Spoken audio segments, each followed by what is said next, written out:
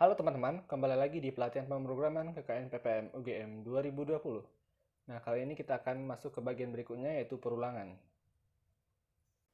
Yang pertama itu perulangan while. Nah, ini digunakan untuk melakukan pengulangan sebuah proses kode program, jika suatu kondisi masih terpenuhi. Nah, ini contohnya while, kemudian kondisi, mirip seperti if. Namun jika kondisi ini masih terpenuhi, statement ini akan tetap dijalankan terus-menerus hingga kondisi ini bernilai false. Setelah bernilai false, kondisi ini barulah dia masuk ke statement 2 ini. Kita coba contohkan. Di sini sudah saya siapkan kodenya. Nah, misalnya di sini ada integer i sama dengan 10. Kemudian while kondisi i besar, kemudian while kondisinya i besar dari 0. Kemudian jika i kondisinya besar dari 0, baru dia meng-cout nilainya sama dengan, kemudian nilai i. Kemudian setelah itu barulah nilainya i itu di decrement, artinya dikurangi 1 setiap kali kode ini jalankan. Kita coba compile dan kita run. Nah, ini kita bisa dilihat dia mengulang. Yang pertama itu nilainya sama dengan 10. Di sini yang pertama kali nilai i-nya 10. Kemudian karena i-nya di decrement, lalu dia masuk lagi ke while ini, nilai i-nya menjadi 9. Begitu seterusnya hingga nilai i-nya tidak besar dari 0. Itu contoh untuk perulangan while. Kemudian selanjutnya itu perulangan do while. Perulangan do while ini mirip dengan perulangan while. Perbedaannya cuma di sini kita melakukan satu kali dulu kode di dalam do ini.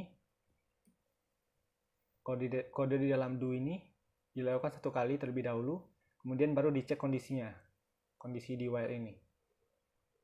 Jika kondisi di while ini bernilai true, baru dia melakukan kondisi di dalam do diulangi hingga kondisi ini bernilai false. Silakan teman-teman coba sendiri untuk yang do while karena mirip dengan while. Kemudian lanjut ke perulangan for. Nah, pada perulangan for ini digunakan sama seperti while, namun cara penggunaannya berbeda. Di sini kita harus menginisialisasi integer di dalam for ini. Ini ada integernya, misalnya i sama dengan 0. Ini untuk penanda perulangan. Ini kondisinya jadi i kecil dari n. Jadi selama i kecil dari n, kode di dalam for ini akan dijalankan.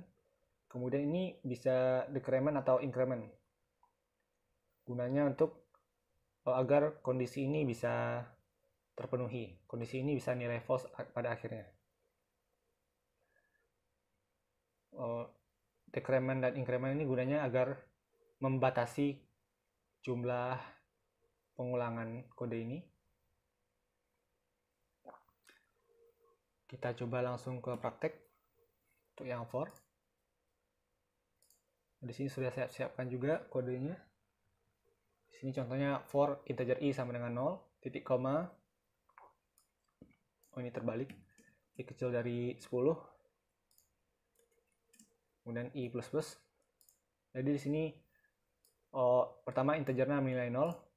Kemudian kondisinya yaitu i kecil dari 10. Jadi selama i kecil dari 10, kode di dalam for ini akan dijalankan. Kemudian setiap kali perulangan, i-nya akan bertambah nilainya jadi 1. I-nya akan bertambah nilainya 1. Kita coba compile. Kemudian kita run. Nah, ini seperti ini jadinya. Nilainya sama dengan 0. Jadi pada pertama kali nilai i-nya adalah 0. Kemudian men-cout nilainya sama dengan i yang pertama yaitu i0. Kemudian setiap kali perulangan i-nya ditambah 1. 1 hingga nilai i terakhir yaitu 9. Karena 9 yang terakhir kecil dari 10. Ya, kira-kira begitu contoh dari perulangan for. Kita lanjut yang berikutnya yaitu switch. Nah, switch ini digunakan untuk melakukan proses yang berbeda bila nilai suatu variabel berbeda pula. Nah, ini mirip seperti if. Namun ini untuk banyak case. Kita langsung saja contohkan. Nah, ini sudah saya siapkan juga kodenya. Misalnya di sini ada integer variabel 1 sama dengan 3 nilainya. Kemudian kita switch variabel 1. Jadi variabel 1 ini akan yang menentukan kode mana yang akan dijalankan. Nah, ini ada case 1. Jadi misalnya variabel 1 case-nya 1. Artinya jika variabel 1 sama dengan ini 1, kode ini yang akan dijalankan. Kemudian dia break. Break ini artinya keluar dari switch. Jadi jika misalnya kita tidak memakai break, dia akan mencek semuanya hingga akhir.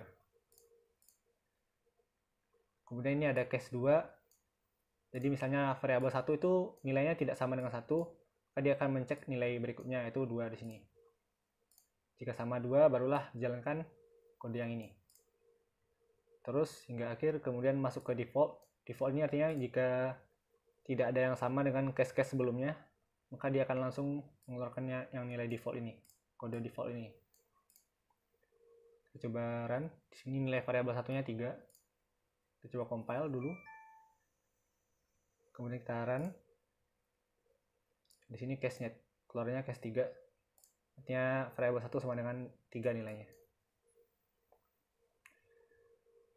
Ya, mungkin begitu contoh untuk switch. Mungkin sekian yang dapat saya sampaikan. Sampai jumpa di video berikutnya.